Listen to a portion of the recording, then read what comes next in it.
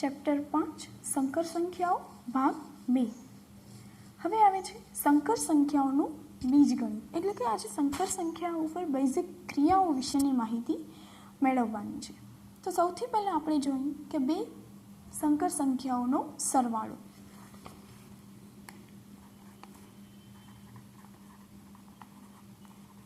બે સંકર સંખ્યાઓનો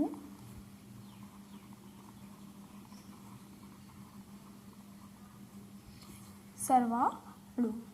આપણે કોઈ પણ બે સંખ્યા લઈશું અને એ સંખ્યાનો સરવાળો કરીશું. જો એ આપણને સંકર સંખ્યા પોતે જ મળે તો એનો મતલબ શું થશે કે એ સમરૂપતાનો નિયમ ધરાવે છે, એટલે કે જે વસ્તુ લીધી છે એને એ વસ્તુ આપણને પાછી મળે છે. જે સંખ્યા લઈએ છીએ એ જ સંખ્યા આપણને પાછી મળે છે. તો જોઈએ કે આપણે બે સંખ્યા લીધી છે Z1 a પ્લસ IB અને Z2 C પ્લસ ID. હવે આનો સરવાળો કરીશું, એટલે કે Z1 પ્લસ Z2 તો a પ્લસ C અને IB પ્લસ D. હવે આ છે આપણને સંકર સંખ્યા જ મળે છે. કાલ્પનિક ભાગ અને વાસ્તવિક ભાગ આપણને મળે છે. ઉદાહરણ તરીકે હું કોઈક સંખ્યા લઈ લઉં તો 2 પ્લસ 3 એનો સરવાળો આપણે બીજી એક સંખ્યા વડે કરીએ તો 6 પ્લસ 4 એટલે શું થશે? I સામાન્ય 3 પ્લસ 4 એટલે કે 8 પ્લસ 7I અથવા તો I 7. એટલે આપણને જે છે એ જ સંકર સંખ્યા છે એ મળે છે. તો સૌથી પહેલો ગુણધર્મ છે એ થશે કે બે સંકર સંખ્યાઓનો સરવાળો સંકર સંખ્યા જ મળશે. બરાબર, બે સંકર સંખ્યાનો સરવાળો સંકર સંખ્યા મળે છે.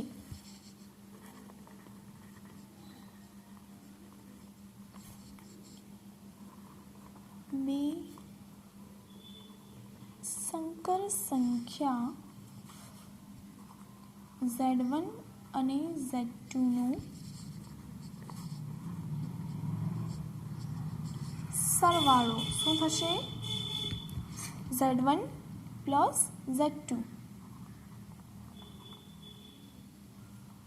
એ પણ સંકર સંખ્યા થશે.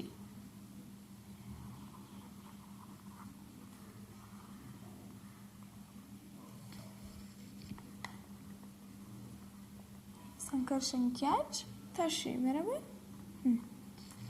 આ છે સરવાળાનો સૌથી પહેલો ગુણધર્મ. ત્યારબાદ આવશે ક્રમનો ગુણધર્મ, એટલે કે ક્રમનો નિયમ. કે બે સંકર સંખ્યાનો ક્રમ બદલશે તો પણ એનો સરવાળો કેવો રહેશે?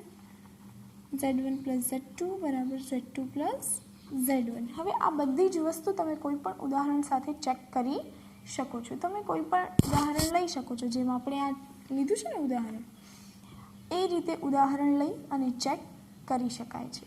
ચલો, ત્યારબાદ આપણને મળશે જૂથનો નિયમ. તો જૂથનો નિયમ એટલે કે કોઈ પણ ત્રણ સંખ્યાઓ આપણે લીધી હોય, કોઈ પણ ત્રણ સંકર સંખ્યાઓ લીધી છે Z1, Z2 અને Z3, તો આપણને શું મળશે?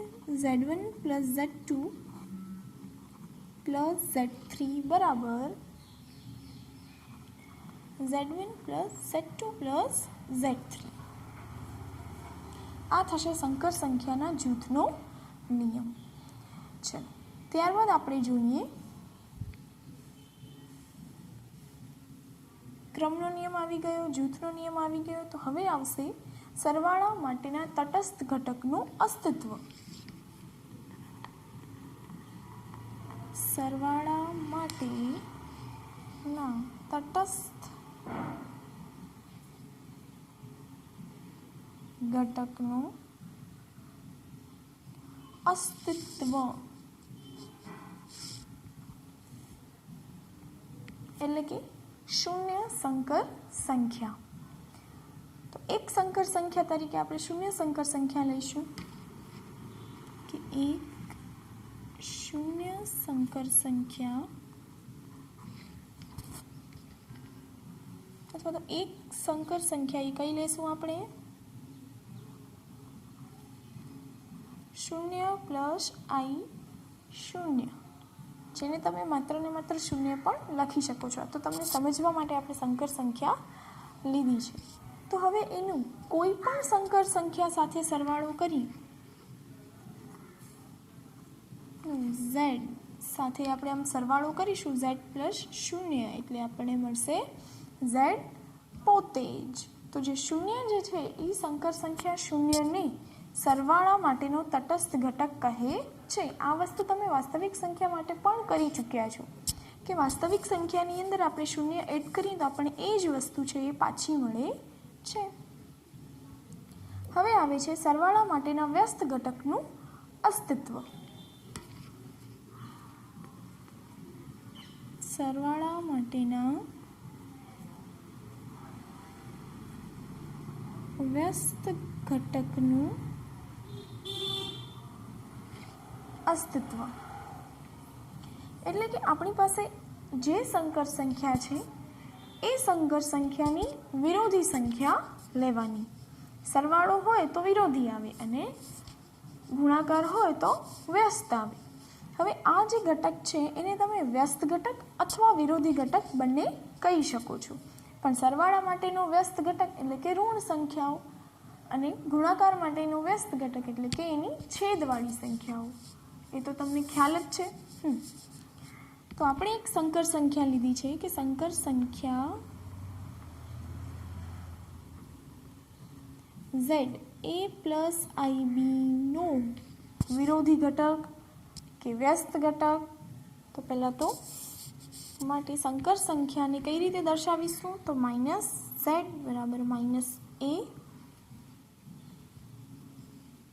પ્લસ ib માઇનસ b, જેને આપણે માઇનસ z વડે દર્શાવીએ છીએ. તો આ જે ઘટક છે એને સરવાળાનો વ્યસ્ત ઘટક અથવા તો વિરોધી ઘટક કહે છે. તો હવે આ બંનેનો જો તમે સરવાળો કરો આ બંને ઘટકનો તો તમને શું મળે છે? z plus minus z. તો a plus minus a i b plus minus b એટલે આ થઈ જશે 0 પ્લસ 0. તો આ કયો થઈ ગયો? સરવાળા માટેનો તટસ્થ ઘટક. આપણને ખ્યાલ છે કે જો વ્યસ્ત ઘટક આપણે લઈએ, વ્યસ્ત કે વિરોધી, જો સરવાળો હોય તો સરવાળાનો તટસ્થ એકમ મળે અને ગુણાકાર હોય તો ગુણાકારનો તટસ્થ એકમ મળે. તો અહીં આ સરવાળાના નિયમ જે છે એ પૂર્ણ થાય છે. પહેલો નિયમ સમૃદ્ધતાનો, ત્યારબાદ ક્રમનો નિયમ, જૂથનો નિયમ, તટસ્થ ઘટકનો નિયમ અને વ્યસ્ત ઘટકનો નિયમ. ત્યારબાદ આવે છે બે સંકર સંખ્યાનો તફાવત. બે સંકર સંખ્યાનો તફાવત. બે સંકર સંખ્યાનો તફાવત તો કઈ રીતે થશે? કે ધારો કે z1 અને z2 બે સંકર સંખ્યાઓ છે તો તેમનો તફાવત z1 માઇનસ z2 થશે. તો હવે જુઓ, તમે એને આ રીતે પણ લખી શકો, z1 પ્લસ માઇનસ z2. આ રીતે પણ એ દાખલો છે એ કરી શકાય છે. ચલો આપણે એક ઉદાહરણ જોઈએ. તો 6 plus 3i minus 2 minus i. તો આને પહેલાં કઈ રીતે લખીશું? તો જે માઇનસ છે ને માઇનસ આપી દઈએ, એટલે કે 6 પ્લસ 3i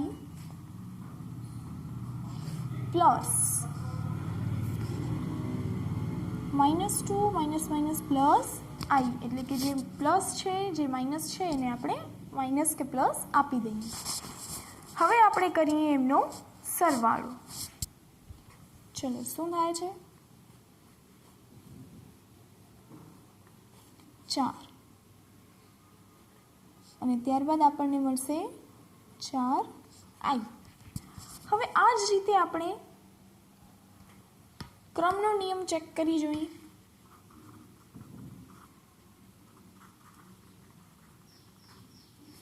એટલે કે 2 minus i plus minus 6 minus 3i તો થશે માઇનસ 4 પ્લસ માઇનસ 4i. હવે આ માઇનસ લખવું હોય તો કાઉન્સમાં, નહીંતર પ્લસ ને માઇનસ માઇનસ લખી શકો છો. તો આનો જવાબ થશે -4 I. હવે આપણે જોઈ શકાય છે કે ક્રમનો નિયમ આ ગુણધર્મમાં આવશે નહીં. આમાં માત્ર ને માત્ર બે સંકર સંખ્યાની બાદબાકી જ થશે. ક્રમનો નિયમ અને ક્રમનો નિયમ નહીં સાબિત થાય તો જૂથનો નિયમ ને એ કોઈ પણ સાબિત થઈ શકશે નહીં. એટલે બે સંકર સંખ્યાનો તફાવતમાં માત્ર ને માત્ર બાદબાકી જ કરવાની રહેશે, બાકી કોઈ નિયમ લાગુ નહીં પડે. હવે આપણે એ ચકાસીએ બે સંકર સંખ્યાના ગુણાકાર. બે સંકર સંખ્યાના ગુણાકાર.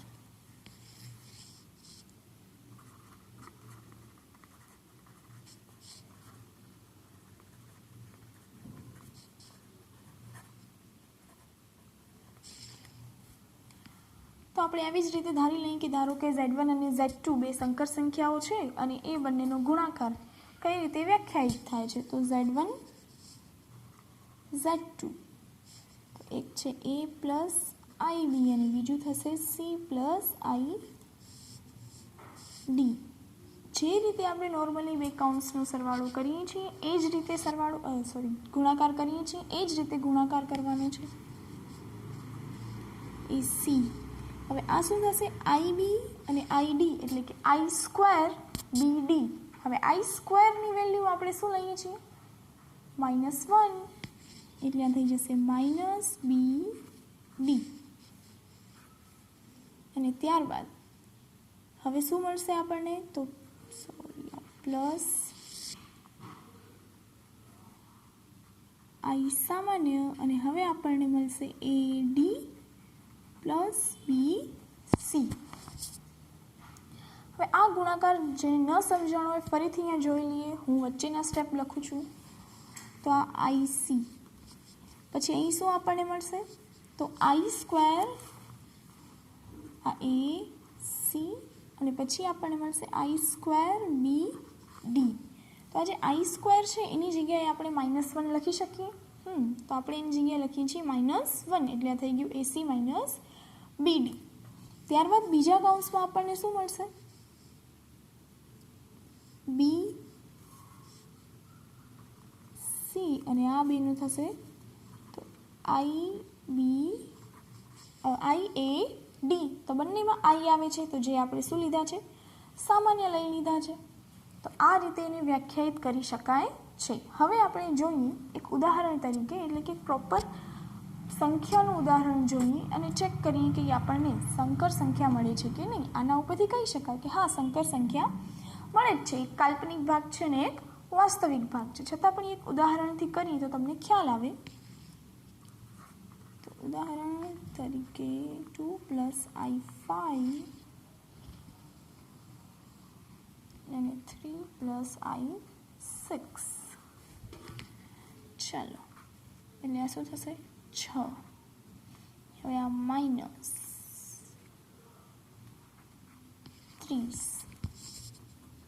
પ્લસ I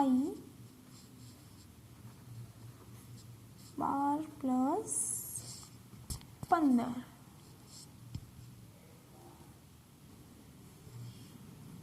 એટલે થયું -24 પ્લસ I 27. એટલે કે આપણને સંકર સંખ્યા મળે છે. તો સૌથી પહેલો સંવૃત્તાનો નિયમ, તો કે બે સંકર સંખ્યાનો ગુણાકાર આપણને સંકર સંખ્યા જ મળશે, જેને આપણે Z1 Z2 વડે દર્શાવીશું.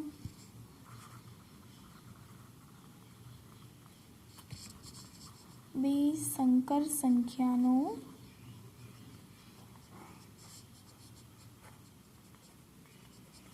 ગુણાકાર Z1 બે સંકર સંખ્યા Z1 અને Z2 નો ગુણાકાર Z1 × Z2 એ પણ સંકર સંખ્યા થશે. ત્યારબાદ આવે છે ક્રમનો નિયમ.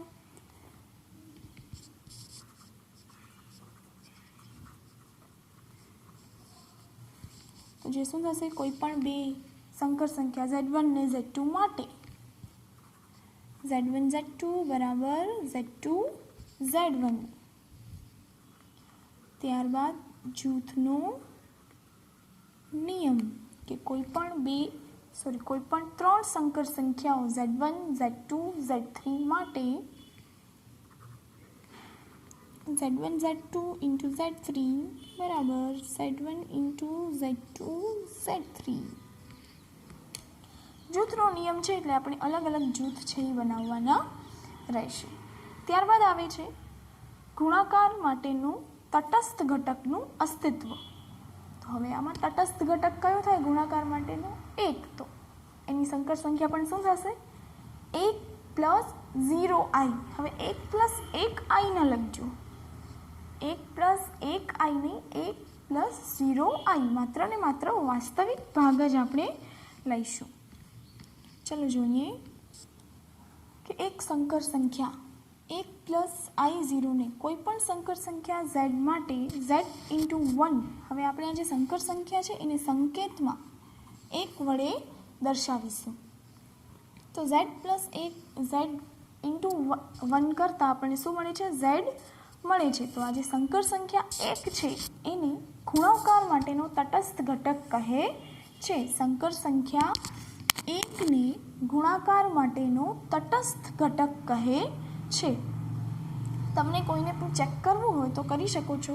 1 + 0i ની જગ્યાએ તમે 1i લઈ શકો છો. એટલે કે આ સંકર સંખ્યા માટે કોઈ પણ સંકર સંખ્યાનો ગુણાકારની તમે ચકાસણી કરી જોજો. તમને ખ્યાલ આવશે કે તમને આને આ સંકર સંખ્યા છે એ પાછી મળશે નહીં, કેમ કે સંકર સંખ્યાનો તટસ્થ ઘટક કયો છે? તો 1 + 0i. જો 1 + 0i સાથેનો ગુણાકાર કરશું તો આપણને એનો એ જ સંખ્યા જે છે એની એ જ સંખ્યા પાછી મળશે. તો જે આપણે તટસ્થ ઘટક કોને કહીએ છીએ? કે સંખ્યામાં કોઈ પણ જાતનો ફેરફાર થાય નહીં. તો એ જે ઘટક આપણે વાપર્યો હોય, એ જે ઘટકનો યુઝ થયો હોય, તો એ ઘટકને આપણે કહીશું તટસ્થ ઘટક. અહીં ગુણાકાર માટેની વાત થાય છે તો એને કહીશું ગુણાકાર માટેનો તટસ્થ ઘટક. આની ચકાસણી તમે કરી શકો છો ને જવાબ તમને z એનો એ સંખ્યા પાછી મળશે નહીં, કે 2 + i3 એ આપણને પાછું મળશે નહીં. ચલો ત્યારબાદ 2 નિયમ છે ગુણાકાર માટેના વ્યસ્ત ઘટકનું અસ્તિત્વ અને વિભાજનનો નિયમ.